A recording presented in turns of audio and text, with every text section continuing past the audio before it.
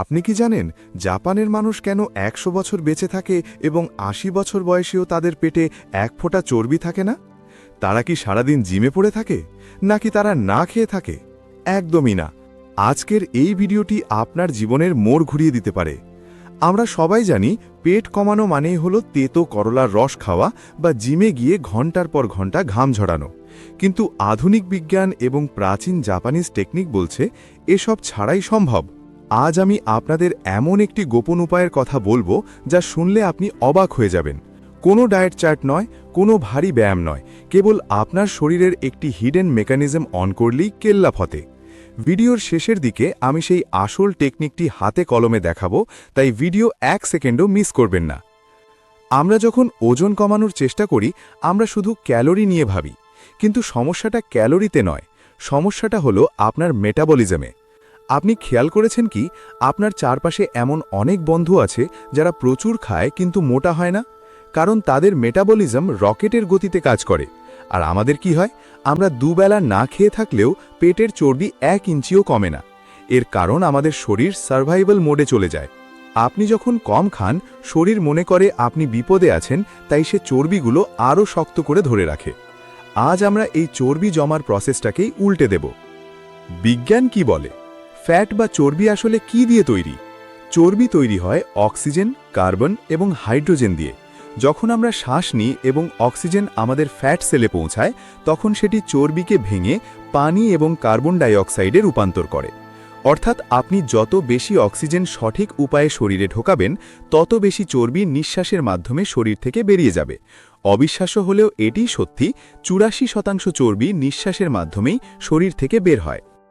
চলুন এবার শিখে নিই এই ম্যাজিক্যাল ব্রিথিং ব্যায়ামটি বা জাপানিজ লং ব্রিথ টেকনিকটি করার সঠিক নিয়ম। আপনি যদি এখন বাড়িতে থাকেন তবে আমার সাথে সাথেই এটি প্র্যাকটিস করা শুরু করুন। প্রথমে একদম সোজা হয়ে দাঁড়ান। আপনার শরীরের ভঙ্গি বা পশ্চার ঠিক রাখাটা সবচেয়ে জরুরি। এবার আপনার একটা পা সামান্য সামনে দিন আর অন্য পাটা একটু পেছনে রাখুন। খেয়াল রাখবেন আপনার পুরো ওজনটা যেন পেছনের পায়ের উপর থাকে। হ্যাঁ, ঠিক এইভাবে। এবার আপনার নিতম্ব বা বাটাক মাসেলগুলোকে কিছুটা শক্ত করুন। এতে আপনার মেরুদণ্ড একদম সোজা হয়ে যাবে। এবার আমরা শ্বাস নেওয়ার জন্য প্রস্তুত।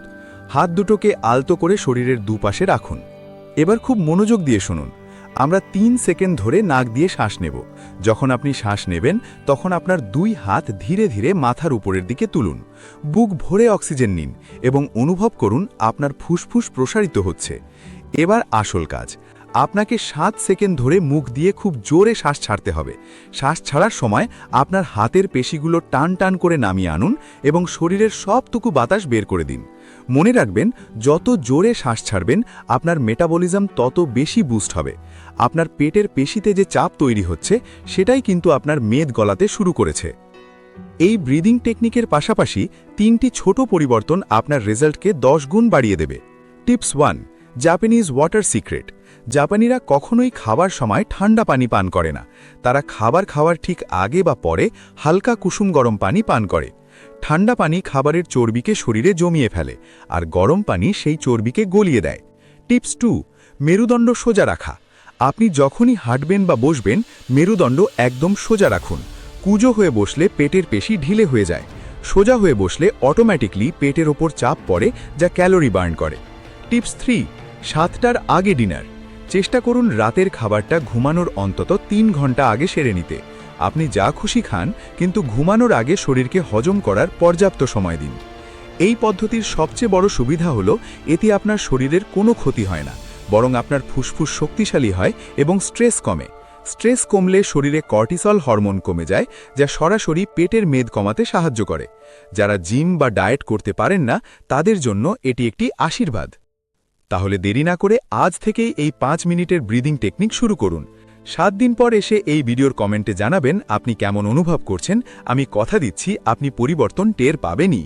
ভিডিওটি ভালো লাগলে লাইক দিন এবং আপনার সেই অলস বন্ধুটির সাথে শেয়ার করুন যে পেট কমাতে চায় কিন্তু কিছুই করে না।